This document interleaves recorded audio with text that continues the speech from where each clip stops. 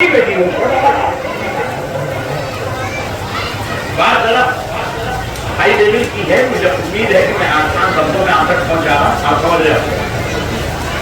تو اگر کوئی یہ کہے حق مولا علی کا تھا تو اس سے کہنا ہم مولا علی کو علی کا شیر اللہ کا شیر مانتے ہیں, ہم مولا علی کو اسد اللہ مانتے ہیں, ہم مولا علی کو شیر خدا مانتے ہیں. شیر جو ہے وہ اپنا شکار چھوڑتا نہیں ہے.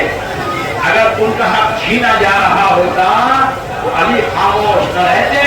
تم اتنا کہہ کر علی کو بزدل مت کہو, علی کو بزدل مت کہو, تم اس جملے سے علی کی توہین کرتے ہوئے نظر آ رہے. آج ذکر ہو رہا حضرت ابوبکر صدیق کا اور ذکر ہوگا حضرت فاروق اعظم. میں پہلے چند شعروں کی شکل میں بارگاہ صدیق اکبر میں خلاف عقیدت پیش کرتا ہوں. حقیقت یہ ہے کہ یہ اہل علم جانتے ہیں شاعر اپنے شعر میں ایک پورے مفہوم کو بیان کر دیتا ہے. سمجھنے والے اس مفہوم کا بہت تفصیل کے ساتھ ایکسپیرینس کر سکتے ہیں. ایک شعر میں شاعر ایک پورے عنوان کو پیش کرتا ہے تاکہ آپ کا ذہن بنے. میں بارگاہ صدیقی میں خلاف عقیدت کے طور پر عرض کرتا ہوں کہ مصدر صدق و صفا صدیق اکبر ہی تو ہیں. مجھے امید ہے کہ بمبئی کے مسلمان اردو اچھی طرح سمجھتے ہیں, اور اگر آپ میرے ان کہے ہوئے اشعاروں کی اردو سمجھ رہے ہیں تو سبحان اللہ کے ذریعے تائید کریں اور بتائیں کہ ہاں ہم سمجھ رہے ہیں. مصدر صدق و صفا صدیق اکبر ہی تو ہیں, مصدر جود و صفا صدیق اکبر ہی تو ہیں, مصطفیٰ نے دی فضیلت سب صحابہ پر انہیں. جمعہ کا خطبہ سنتے ہیں نا, خطبہ سنتے ہیں نا, افضل البشر بعد الانبیاء بالتحقیق امیر المؤمنین سیدنا ابی بکر الصدیق. میں کیوں بیٹھو مزید کے منبر سے خطیب اس بات کا اعلان کرتا ہے نبی کے بعد رسولوں کے بعد امت میں اگر کسی کا درجہ ہے تو وہ ابوبکر صدیق کے ساتھ ہے. عقیدت سماعت سے چلو, عقیدت دیتے چلو. سنی مسلمان ہو تو سنی عقیدوں کی معلومات کرو.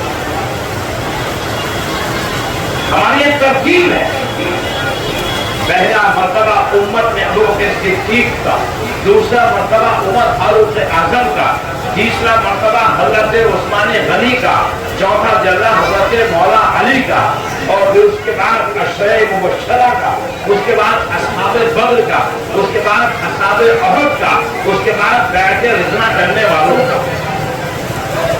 یہ مرتبے بحیثیت صحابی, ہر صحابی مرتبے والا, درجے والا, رتبے والا.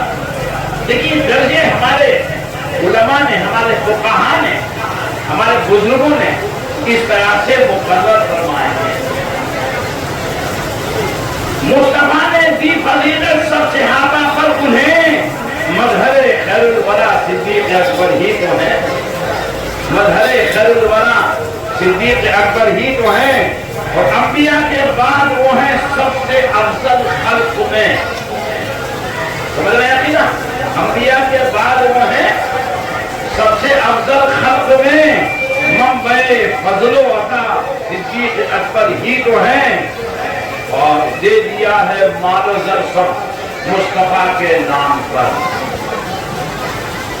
میرے آقا صلی اللہ علیہ وسلم فرماتے ہیں کہ مجھے میری امت میں اگر کسی کے مال نے سب سے زیادہ فائدہ پہنچایا ہے تو وہ ابوبکر صدیق کا مال ہے. اور آقا فرماتے ہیں میں نے دنیا میں ہر ایک کا حق ادا کر دیا.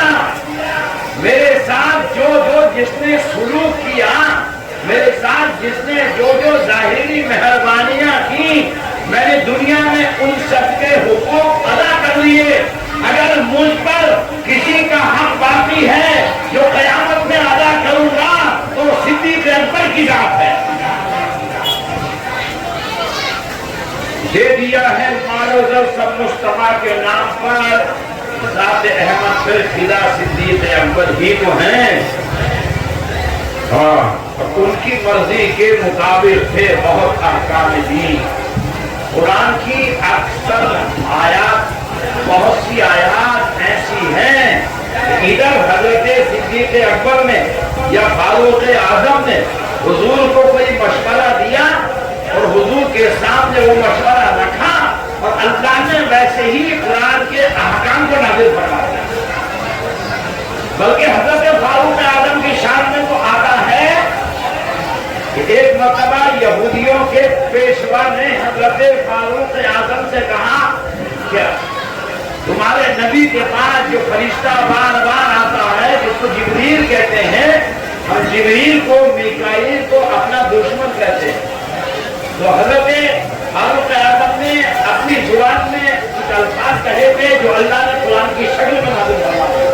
قل من كان عدوا لجبريل فإنه نزله على عدو لله وملائكته ورسله وجبريل وميكائيل فإن الله عدو للكافرين۔ تو بہت سی قرآن کی آیات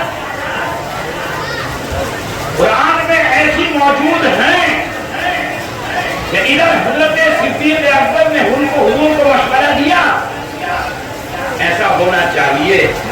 ادھر فاروق اعظم نے حضور پاک کو مشورہ دیا، یا رسول اللہ ایسا ہونا چاہیے، اور ادھر یہ مشورہ دینے کے ساتھ ہی اللہ نے وہی احکام قرآن کی آیات کی شکل میں نازل فرمایا۔ ان کی مرضی کے مطابق تھے بہت احکام دین، مادم مجھ کو حضرت صدیق اکبر ہی تو ہیں، اور میں نے افضل کہہ دیا ہے جو بھی تھی میری بساط اس سے بھی اور اس سے بھی سوا صدیق اکبر ہی تو ہیں۔ اور دین احمد کا بھرم فاروق اعظم آپ ہیں، مظہر شاہ امم فاروق اعظم آپ ہیں، زلف دین مصطفیٰ کو بھی سنوارا آپ نے، رونق بزم حرم صدیق فاروق اعظم آپ ہیں۔ دین احمد کو ملا ہے آپ کے دم سے فروغ، نائب خیر الامم صدیق اکبر حضرت فاروق اعظم آپ ہیں۔ اور آج بھی شیطان ہے لرزا نام سن کے آپ کا۔ اس شعر پہ ایک نقطہ دوں، ابھی آپ نے مولانا جلال الدین صاحب سے سوال کیا اور انہوں نے اس بات کا ذکر کیا کہ حضرت سیدنا فاروق اعظم کی وہ ذات ہے کہ راستہ بدل دیتا ہے شیطان۔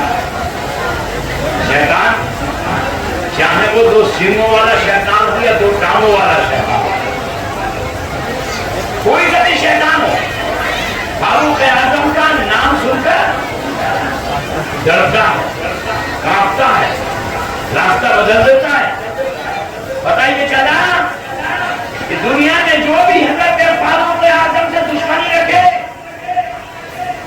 ایک نقطہ دے رہا ہوں آپ کو، ایک آپ کو معیار اور اعلیٰ دے رہا ہوں، جو بھی حضور فاروق اعظم کی بغض اور عداوت اور دشمنی میں کچھ بولو، سمجھو یہ شیطان ہے، کیونکہ حضرت فاروق اعظم سے دشمنی مسلمان نہیں رکھتے گا، شیطان رکھتے گا۔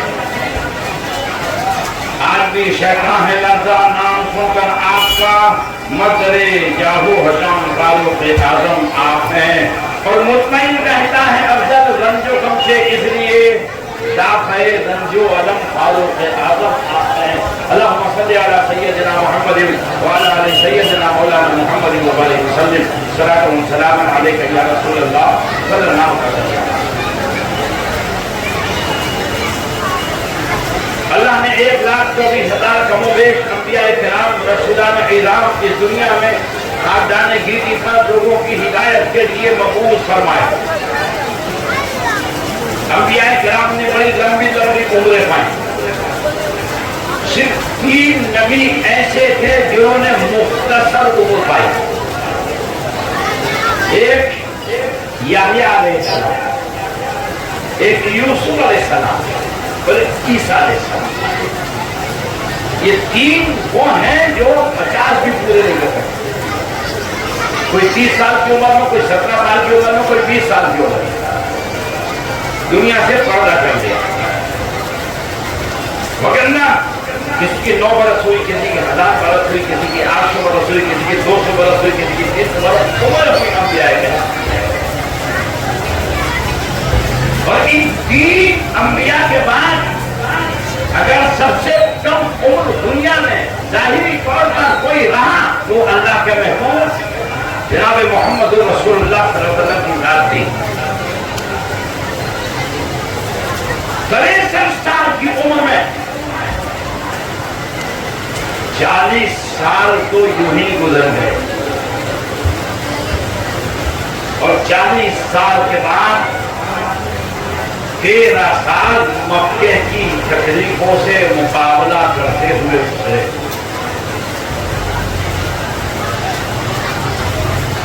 اسلام پھیلانے کے لیے, دنیا میں اسلام کی روشنی کو عام کرنے کے لیے صرف 10 سال کی مدت حاصل ہوئی, جو مدینے کی زندگی ہے. ہمارے حضور مکے میں کتنے برس رہے؟ 53 برس. 40 سال کی عمر میں اعلان نبوت کیا. 13 سال کفار مکہ مشرکین مکہ کی صعوبتیں برداشت کرتے رہے. اللہ کی طرف سے ہجرت کا حکم ہوا, آپ مدینہ چلے. مدینے میں کتنے برس رہے؟ بولو بھائی, 10 برس. وہی مدینے کی جو زندگی تھی وہی اسلام کی روشنی پھیلانے کا وقت. 63 سال کی عمر میں آپ کا ظاہری طور پر آخری وقت آیا. اب یہاں ایک امتیازیت بتاتے ہیں, ایک یونیک پوزیشن. گھر میں بھی موت ہوتی ہے, ابا کا بھی انتقال ہوا, اماں کا بھی انتقال ہوا. موت کا فرشتہ ہمارے گھر میں بھی نہ جاتے, کتنوں بڑے میں آیا, لیکن موت کے فرشتے نے کبھی آ کے کسی سے اجازت نہیں میں آؤں کہ نہیں آؤں. نبی اور غیر نبی کا فرق دیکھتے چلو. نبی کا کیا درجہ ہے خدا کی بارگاہ میں, دلیل سنتے چلو. حضور پاک صلی اللہ علیہ وسلم کی جب 63 برس کی عمر ہو گئی تو پہلے حضرت جبریل علیہ السلام فرشتوں کی جماعت کے ساتھ بارگاہ رسالت مآب میں حاضر ہوئے.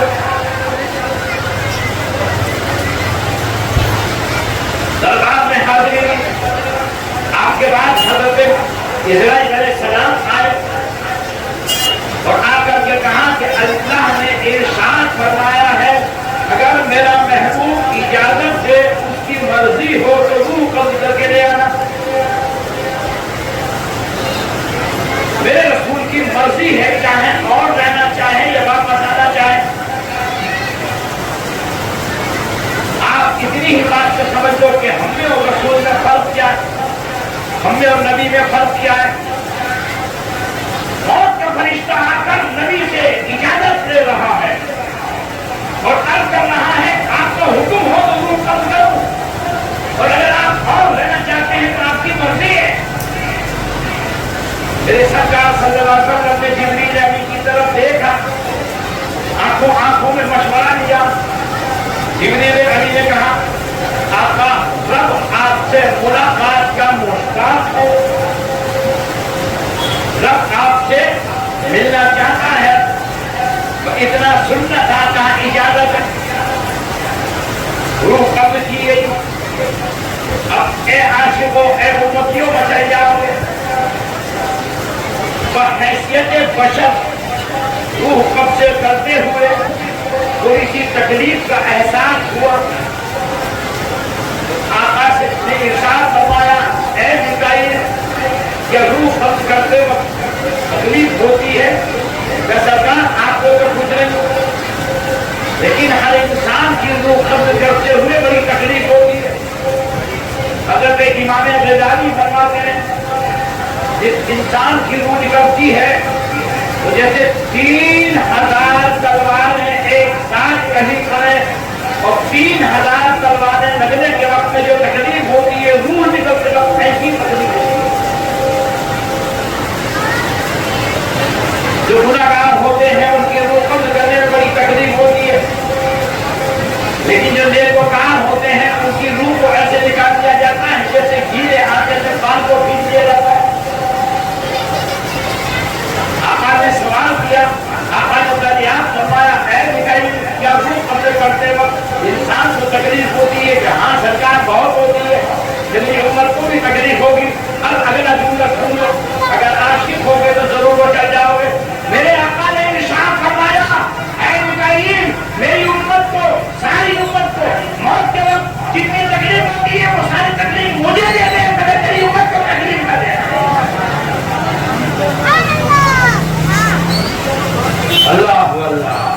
ایسا غم تھا؟ ایسا کوئی غم تھا؟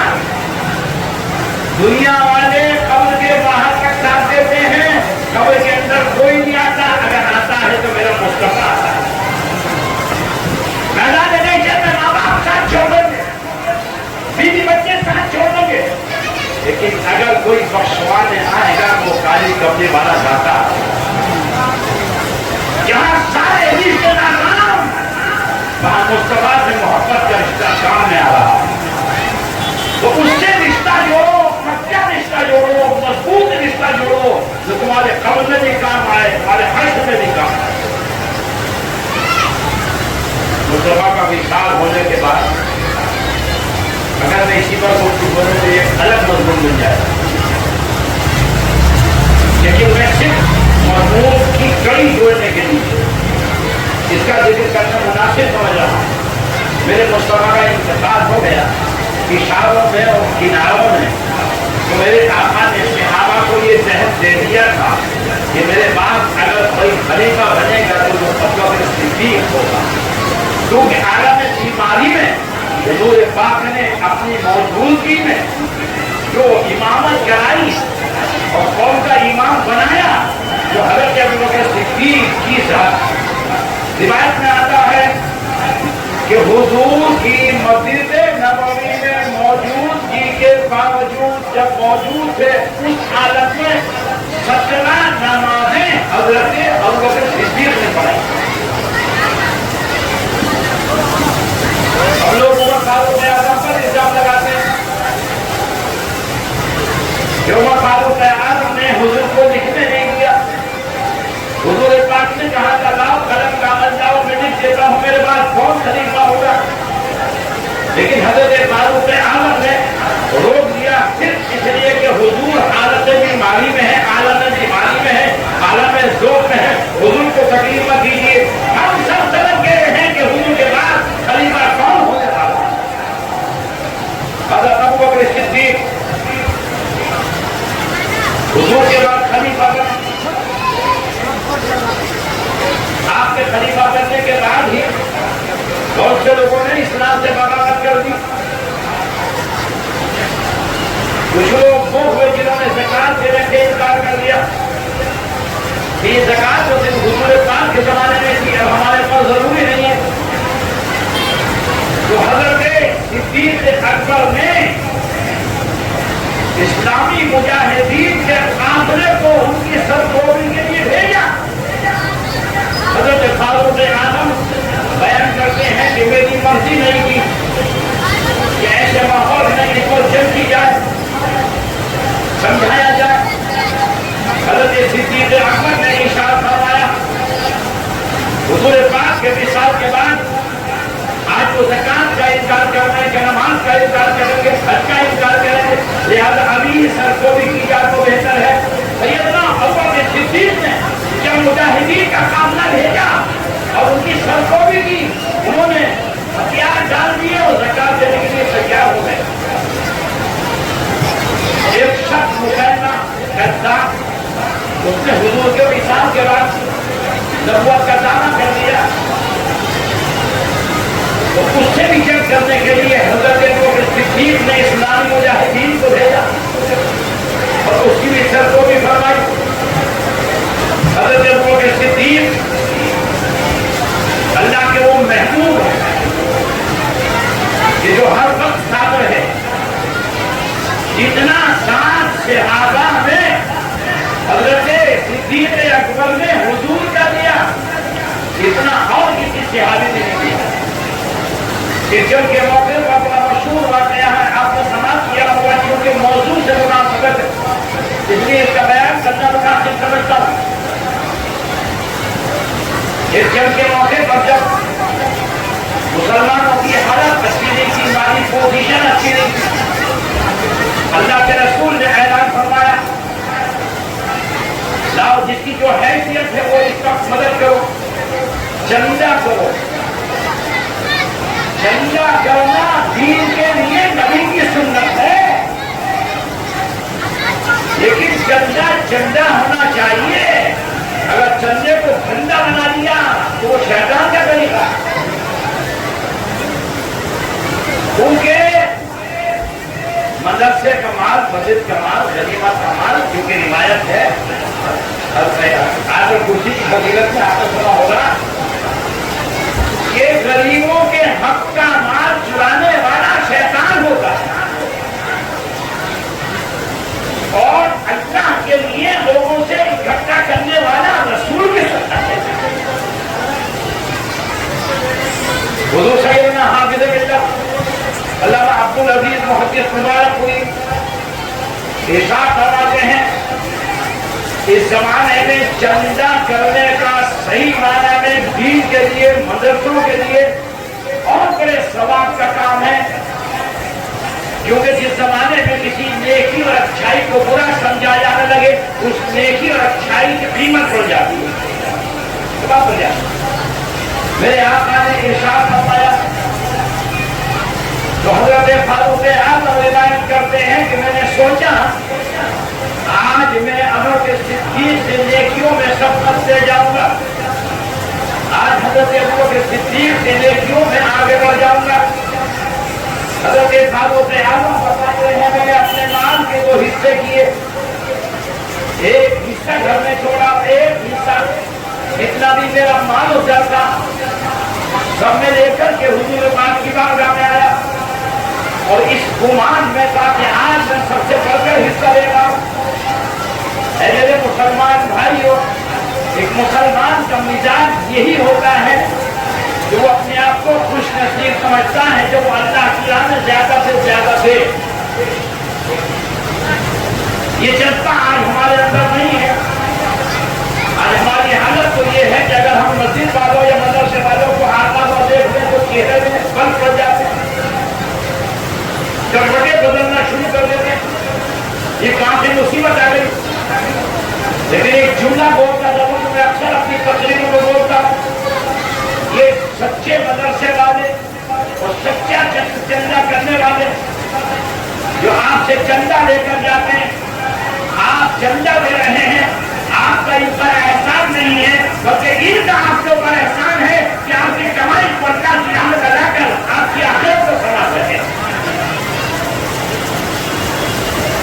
حضرت عمر فاروق اعظم نے اپنا علامات بارگاہ رسالت میں پیش کر دیا اور یہ گمان کر رہا ہے کہ آج میں سب سے پارٹی لے جاؤں گا، لیکن کیا دیکھا صدیق اکبر تو سب کا سب لے آئے، گھر میں کچھ چھوڑا ہی نہیں، سب لے آئے، گھر کو جھاڑو لگا کے آئے، سارا کام لے کے آئے۔ حضرت فاروق اعظم فرماتے ہیں میں بنظر غائب دیکھ رہا تھا، تجزیہ کر رہا تھا، غور کر رہا تھا، اچانک حضور پاک نے سوال فرمایا اے یار بات سب لے آئے، بچوں کے لیے کچھ نہیں ہوا، زندگی کے لیے کچھ نہیں ہوا، سب لے آئے، کیا کرو گے زندگی، کیسے گزارو گے زندگی، اب زندگی کے لیے کچھ نہیں، سب لے آئے، اب کیا کرو گے؟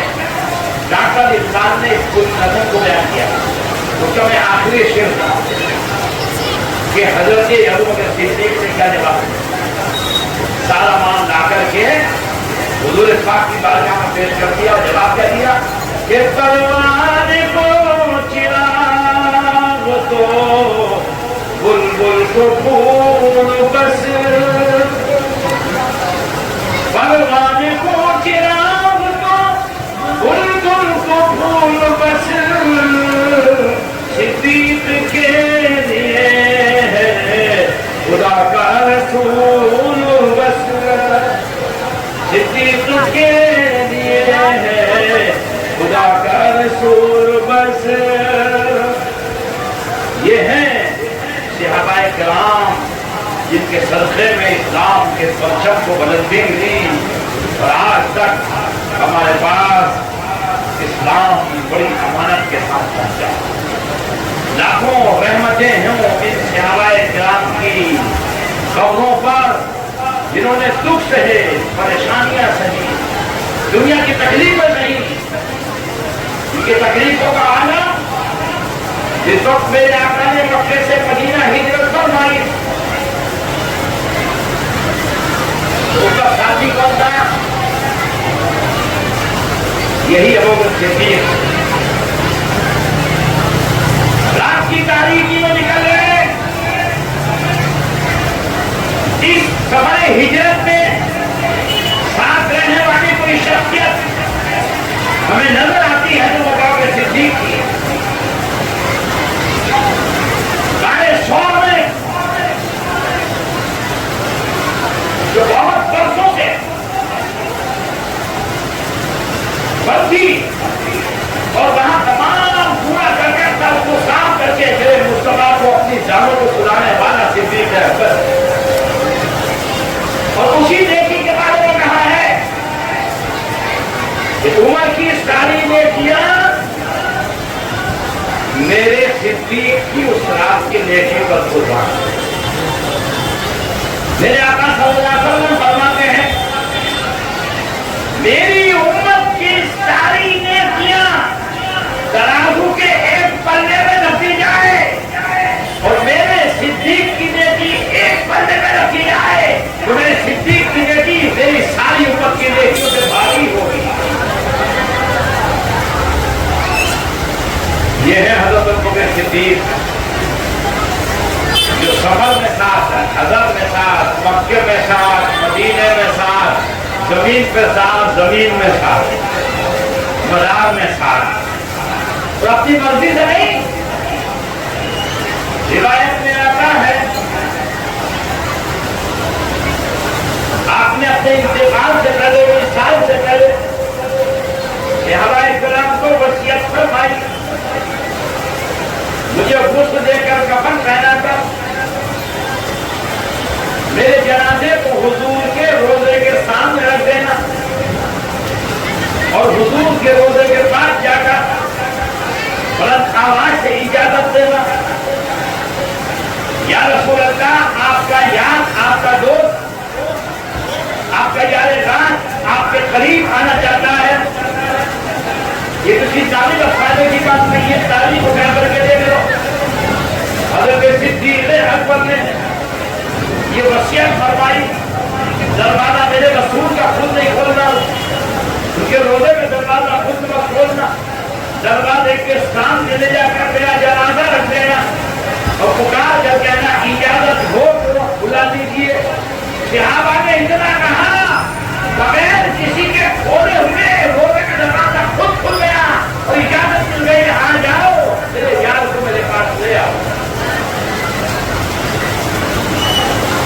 آقا اپنے آپ سے جدا نہ ہونے میں اور آج کا نام نہاد امتی حضور میں جدا کرتا ہوا نظر آ رہا, اس سے الگ کرتا ہوا نظر آ رہا. فاروق اعظم پہلے خلیفہ ابھی بچہ خطری کرتے ہوئے کہہ رہا تھا, اس بات کو بیان کر رہا تھا وہ حضور پاک سے کیسی محبت کرتے تھے, کس قدر الفت رکھتے تھے. ایک مرتبہ سوال کیا گیا کہ بتاؤ کس کی کیا کیا خواہش ہے, زندگی کی کس کی کیا کیا خواہش ہے. کسی نے جنت کی خواہش کی, کسی نے کچھ خواہش کی, کسی نے کچھ خواہش کی, لیکن جب صدیق اکبر سے پوچھا بتاؤ تمہاری سب سے بڑی زندگی کی خواہش کیا ہے, زندگی کی سب سے بڑی تمنا کیا ہے, اتنا سننا تھا. صدیق اکبر نے کہا النظر الی وجہ رسول اللہ, میری سب سے بڑی تمنا یہ ہے کہ میں رسول کے چہرے اکبر کا دیدار کرتا ہوں, ان کی بارگاہ میں حاضر رہوں, ان کا دیدار کرتا ہوں, بس اس سے بڑی میری کوئی تمنا نہیں. حضرت صدیق اکبر ایسے منفرد صحابی ہیں جن کی 4 نسلیں صحابی ہیں. یہ مقام کسی اور صحابی کو نہیں ملا. آپ کے والد ابھی صحابہ یہ بھی صحابی, آپ بھی صحابی, آپ کے بیٹے ابو الرحمن بھی صحابی اور آپ کے پوتے بھی صحابی. یہ انفرادیت, یہ یونیک پرسنالٹی کسی اور صحابی کے نہیں ہے. اگر یہ درجہ, یہ مرتبہ, یہ مقام کسی کو حاصل ہے تو وہ ابو بکر صدیق کی ذات ہے. آج ہم رشتوں ناتوں پر ایمان کو عاشق رسول کا تو یہ عالم ہونا چاہیے، ایک عاشق رسول کی تو یہ عقیدہ ہونا چاہیے میرا اپنا وہ ہے جو میرے آقا کا، آقا کا گستاخ اگر میرا بھائی بھی ہے تو میرا وہ اپنا نہیں۔ یہ ہے ایمان کا تقاضا۔ آج ہم سورہ قدسیت کے شکار ہوئے، میں یہ نہیں کہتا کہ آپ معاملات نہ کرو، لیکن موالات معاملہ کرو، لیکن رشتہ ناتا مت جوڑو کس سے؟ جو تمہارا رسول کا گستاخ ہے، جو تمہارا رسول کی بارگاہ کا بے ادب ہے۔ وہ اگر سگا بھی ہے تو سگا نہیں ہے، اور اگر رسول کا چاہنے والا ہے چاہے وہ غیر بھی ہے وہ بھی اپنا۔ ہمارے رشتے ایمان کی بنیاد پر ہیں جو آخرت میں کام آنے والے ہیں، ہمارے رشتے خون کی بنیاد پر نہیں ہے جو دنیا میں مٹنے والے ہیں۔ آخرت میں کام آنے والا رشتہ اگر کوئی ہے تو وہ ایمان کا ہے، اور مٹ جانے والا رشتہ ہے تو وہ خون کا ہے۔ ابھی بچہ بیان کر رہا تھا کہ حضرت عبدالرحمن جو آپ کے فرزند تھے، انہوں نے باپ سے ایک دن ذکر کیا، ابا جان آپ کو لمحہ یاد ہوگا جب میں کافروں کے ساتھ تھا، مسلمانوں کے ساتھ ایک جنگ کے موقع پر لڑتے لڑتے آپ میری تلوار کے نیچے آئے، مگر میں نے اس لیے چھوڑ دیا کہ آپ میرے باپ تھے۔ اتنے سننے کے بعد حضرت صدیق اکبر نے کہا، اے بیٹا اگر تو میری تلوار کے نیچے آ جاتا تو میں یہ نہیں دیکھتا کہ تو میرا بیٹا ہے، اس وقت تو یہ دیکھتا کہ تو میرے آقا کے دشمنوں کے ساتھ ہے۔ یہ ہے رشتہ، ایمان کا رشتہ سب سے بڑا مضبوط۔ خون کے رشتے ختم ہو جائیں گے، ایمان کا رشتہ قیامت تک کام آئے گا۔ اپنے کو عاشق و مصطفیٰ کہنے والوں، سنی مسلمان کہلانے والوں، آج تم اس اصول کو بھول چکے ہو، جبکہ یہ اصول بنیادی اصول ہے۔ اگر میں صرف حضرت صدیق اکبر کی شان میں آتا ہوں تو اس سے بھی گھنٹے نہیں۔ ہمارے دوسرے خلیفہ حضرت عمر فاروق رضی اللہ عنہ، عمر فاروق اعظم کے مرتبے کے لیے اتنا کافی ہے کہ حضرت عمر فاروق اعظم کو نبی نے خدا سے مانگا ہے،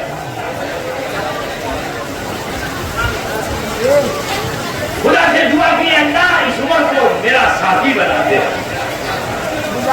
اور ایک نقطہ دیتا چلوں، جو ابو جہل تھا اس کا نام بھی عمر تھا، یہ فاروق اعظم ان کا نام بھی عمر۔ یہ دونوں مکے میں بڑے سرکردہ تھے، بڑے بہادر مانے جاتے تھے۔ میرے حضور نے دعا کی، اللہ ان دونوں عمروں میں سے ایک عمر مجھے دے۔ یہ دو عمر ہے مکے میں، ایک عمر مجھے دے دے۔ اگر آپ ذہن کو ذرا قریب لائیں گے تو میں آپ کو نقطہ دے دوں۔ حضور نے دونوں کے لیے مانگا کہ یہ دونوں عمر ہیں، ان میں سے ایک مجھے دے دے۔ عمر ابن خطاب کو دیا، عمر ابن حشام کو نہیں دیا۔ کیوں؟ بات سمجھیے، حضرت عمر فاروق اعظم دشمن رسول تھے، گستاخ رسول نہیں تھے۔ توجہ دے، حضرت عمر بن خطاب دشمن تھے، گستاخ نہیں تھے، اور عمر بن حشام جس کو ابو جہل کہتے ہیں وہ گستاخ تھا۔ پتہ یہ چلا دشمن کو تو ہدایت مل جاتی ہے، گستاخ کو کبھی ہدایت نہیں ملتی۔ گستاخ کو اتنا ہدایت نہیں دیتا، دشمن کو تو باقی ہو جاتی ہے، گستاخ کو باقی نہیں ہوتی۔ ابو جہل عمر کا تھا مگر گستاخ تھا، ہدایت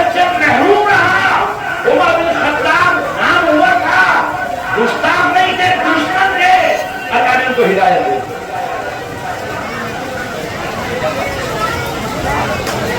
میٹنگ ہوئی تھا مکے میں کہ محمد ابن عبداللہ نے ہمارا سینہ بڑا دشوار کر دیا. ہمارے باپ دادا کے معبودوں کو گالیاں دیتا, ان کے خلاف کھڑا ہوا ہے, بہتر یہ قتل کر دینا چاہیے. نظر دوڑائی کہ عمر بن خطاب بڑا بہادر آدمی, تیار کرو. مکے کے بڑے بڑے لوگ جمع ہونے کے بعد عمر بن خطاب کو حوصلہ دلایا اور کہا ہم تمہیں ذمہ داری ہے دیتے ہیں کہ محمد بن عبداللہ کا قتل کرو. اجازت دے کہ قتل کرنے کے لیے تلوار, ننگی تلوار لے کر حضور کی تلاش میں نکلے. ابھی آگے جا ہی رہے تھے کہ راستے میں ایک صحابی سے ملاقات ہوئی.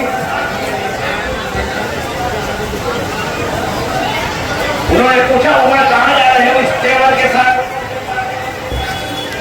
کہنے لگے محمد کا کام تمام کرنے جا رہا. وہ نیا دین لے کر کے آئے ہیں, ہمارے بتوں کو برا کہتے ہیں. ان صحابی نے کہا پہلے گھر کی خبر کرو, تمہاری بہن تمہارا بہنوئی دونوں مسلمان ہو چکے ہیں, پہلے اپنے گھر کی خبر تو دے دو. اتنا سننا تھا. اب قدم بہن کے گھر کی طرف, دروازہ بند, لیکن کہاں قرآن کی تلاوت کی آواز آ رہی اور غصہ بڑھ گیا. زبردستی دروازہ کھلوایا. ایک صحابی حضرت سعید جو حضرت فاروق اعظم کے بہن اور بہنوئی کو قرآن سکھا رہے تھے, ان کو چھپا دیا گیا. دروازہ کھولا. حضرت فاروق اعظم نے اپنے بہنوئی سے پوچھا کیا ہو رہا تھا؟ جب رات ہو گیا قرآن پڑھا جا رہا تھا. قرآن کریم کی سورہ کہاں پڑھی جا رہی تھی. حضرت فاروق اعظم نے اپنے بہنوئی کو بہت مارا. بہن بچانے کے لیے آئی تو ان کو بھی مارا. بھائی نے سمجھایا چھوڑ دو اس دین کو. بھائی ماں کا رہا, بہن سہتی رہی. ابھی جالندری نے اس پورے واقعے کو بیان کرتے ہوئے شعر کہا ہے. بہن نے کہا توڑ دے ہڈیاں میری سبھی, لیکن دامن احمد نہ چھوڑوں گی کبھی. جب آدمی کا جذبہ پختہ ہوتا ہے تو ظالم بھی ہمت ہار جاتا ہے. جب ایمان مضبوط ہوتا ہے تو دشمن بھی ہار مان دیتا ہے. حضرت فاروق اعظم نے سوچا اتنا مارا جب نے دین کو چھوڑنا منظور نہ کیا, آخر کیا جادو ہے اس دین میں, کیا کمال ہے اس دین میں, میں بھی تو دیکھوں. راجا سناؤ کیا پڑھ رہے تھے. حضرت سعید بھی باہر آ گئے جو چھپ گئے تھے. قرآن کریم کی اس سورت کو پڑھنا شروع کیا. بسم اللہ الرحمن الرحیم. انزلنا علیک القرآن لتشقى انی اللہ لا الہ الا انا فاعبدنی واقم الصلاۃ لذکری. کتنا سننا تھا. اگر قرآن دل سے آ جائے تو ضرور اثر کرتا ہے. حضرت فاروق اعظم نے جب قرآن کی آیتوں کو سنا دل کی دنیا بدل گئی اور بہنوئی سے کہنے لگے مجھے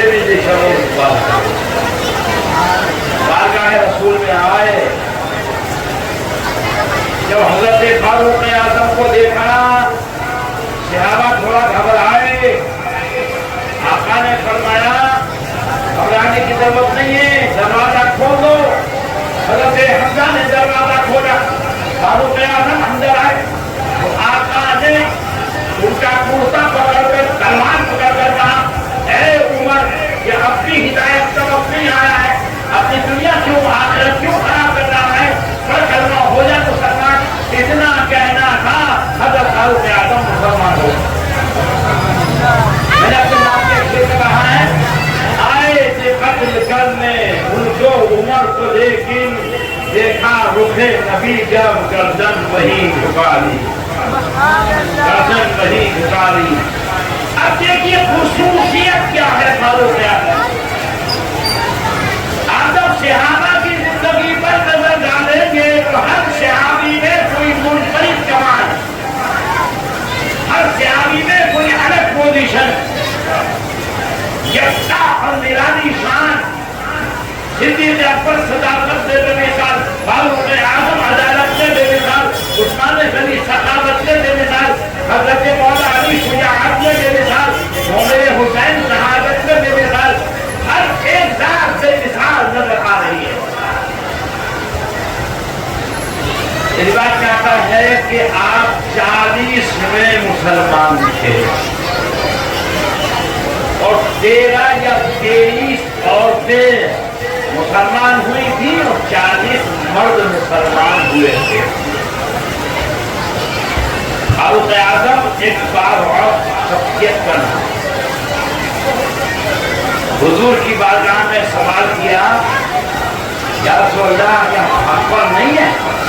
فرمایا ضرور، کیا ہمارا دین سچا نہیں ہے؟ بے شک، تو پھر ہم چھپ کر عبادت کیوں کرتے؟ آپ اپنے ساتھ صحابہ کی جماعت لے کے کعبے میں پہنچے اور تلوار لہراتے ہوئے کہا، جو یہ چاہتا ہے کہ اس کی بیوی بیوہ ہو تو سامنے آ جائے، آج عمر کھلنا کعبے میں نماز ادا کرے گا۔ یہ 40 میں مسلمان فاروق اعظم، جن کے صدقے میں مسلمانوں نے مسجد حرام میں کھلا نماز ادا کی۔ اس لیے حضور پاک نے حضرت عمر کو فاروق اعظم کا خطاب آتا، حق و باطل میں فرق کر دینے والی ذات حضرت عمر فاروق اعظم کی۔ میرے بھائیوں، ان صحابہ کا خلفاء کا بڑا احسان، حضرت فاروق اعظم کی وہ ذات ہے جنہوں نے اپنے دور خلافت میں مصر جیسے علاقے کو فتح کیا، مدائن کو فتح کیا، روم کو فتح کیا، اسلام کی حدوں کو وسیع سے وسیع کر کیا، پرچم اسلام کو جگہ جگہ بلند کیا۔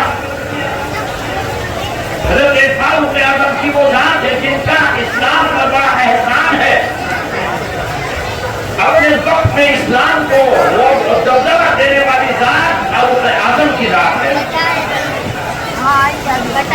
حضرت فاروق اعظم کی محبت کا، ایمان اور عقیدے کا صرف ایک واقعہ سناتا ہوں، بات کو ختم کروں۔ اس سے اندازہ لگائیے،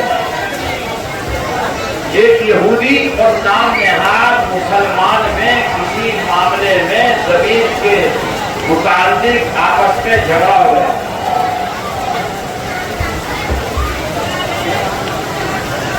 یہودی نے کہا چلو تمہارے قانون سے فیصلہ کرا دیتے۔ میرے بھائیوں، مسلمانوں ایسے بنو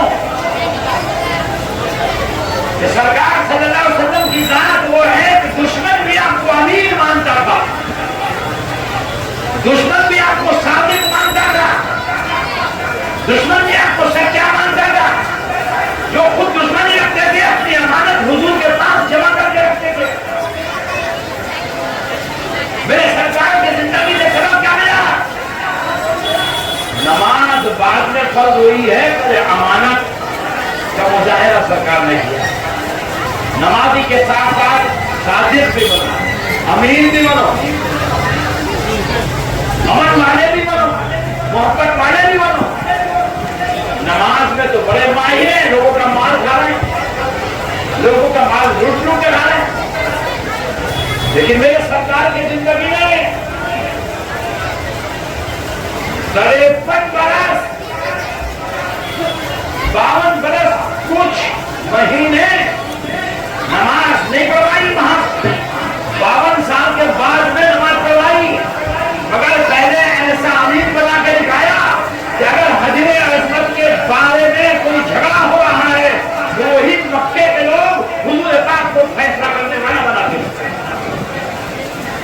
میرے سرکار کی زندگی بتا رہی ہے مسلمانوں ایسے بنو کہ غیر بھی تمہارے پر بھروسہ کرے، ایسے بنو کہ غیر بھی تمہیں سچا جانے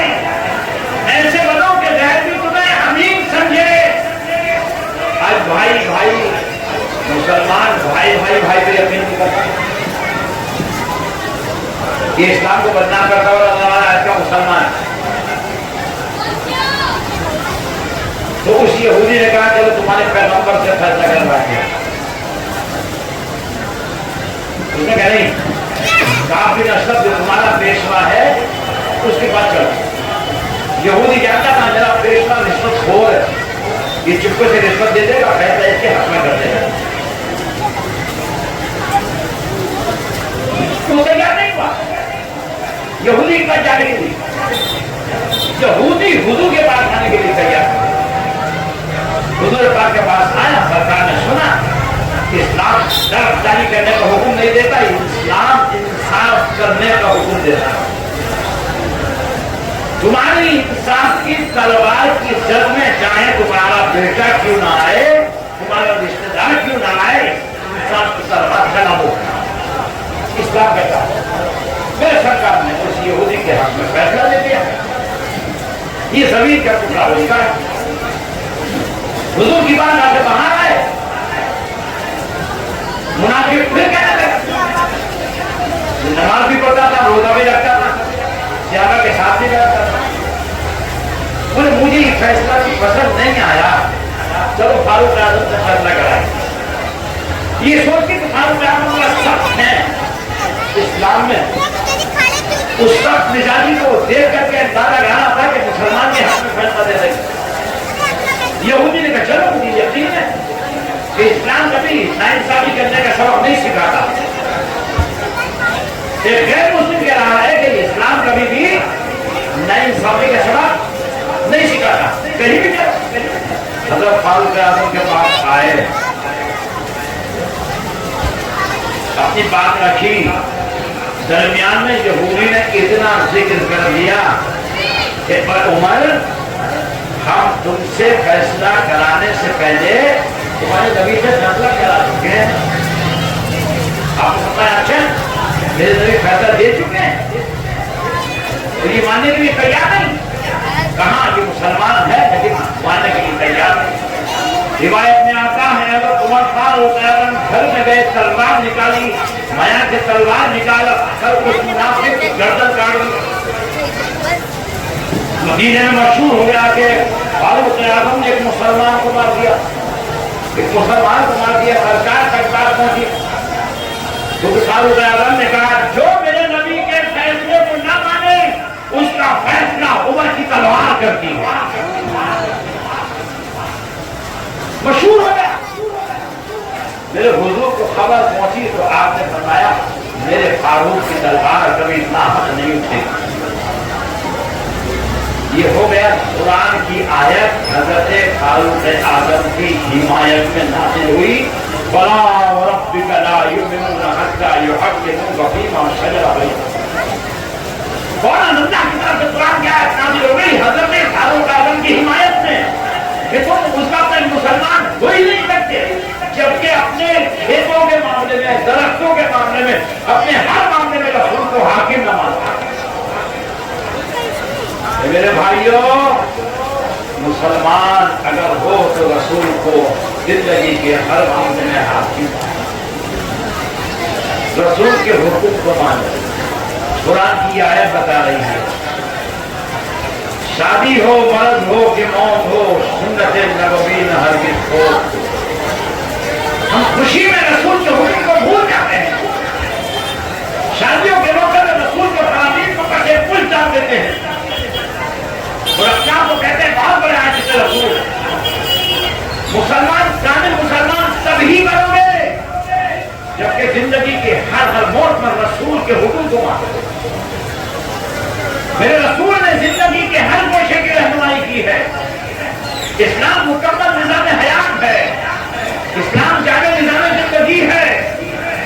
میرے سرکار کی زندگی ایسی کامل زندگی ہے، مکمل نمونہ کہ محل سے لے کر محل تک کی رہنمائی ملے گی. کوئی ایسا زندگی کا گوشہ نہیں ہے جس گوشے کی میرے رسول کی زندگی رہنمائی نہ کر رہی ہو. تمہیں کسی قانون کو دیکھنے کی ضرورت نہیں ہے، تمہارے لیے رسول کا قانون کافی ہے، رسول کی ادائیں کافی ہیں. ذرا سوچو، مسلمان کہلا کر اب اپنے رسول کے فرامین کو پسے کچھ ڈالنا کیا یہ انصاف ہے؟ ایمان کے ساتھ انصاف ہے؟ بس آج یہاں سے یہ سوچ کے اٹھو کہ ہمیں کرنا ہے شہنشاہ بطحا کی رضا جوئی، وہ اپنے ہو گئے تو رحمت گردگار اپنی، اور ہمیں کرنا ہے شہنشاہ بطحا کی رضا جوئی، وہ اپنے ہو گئے تو رحمت پروردگار اپنی، اور طریقے مصطفیٰ کو چھوڑنا ہے وجہ بربادی، اسی سے قوم دنیا میں ہوئی پھر اقتدار اپنی۔ مسلمان اے اسیر غم مسلمان، پلٹ جا جانب مرکز پلٹ جا، زمانہ ہے کہ آگے بڑھ رہا ہے، تو 1400 برس پیچھے کو ہٹ جا۔ دعا کرتا ہوں اللہ پاک سے، اللہ پاک ان خلفائے کرام کے صدقے میں ہمارے ایمان کو مضبوطی عطا فرما، اسلامی غیرت عطا فرما، اللہ تعالیٰ ہمیں سچا اچھا پکا مسلمان بنا دے، آمین۔ وجاہ سیدنا محمد افضل الانبیاء والمرسلین، وآخر دعوانا الحمدللہ رب العالمین۔ السلام علیکم ورحمۃ اللہ۔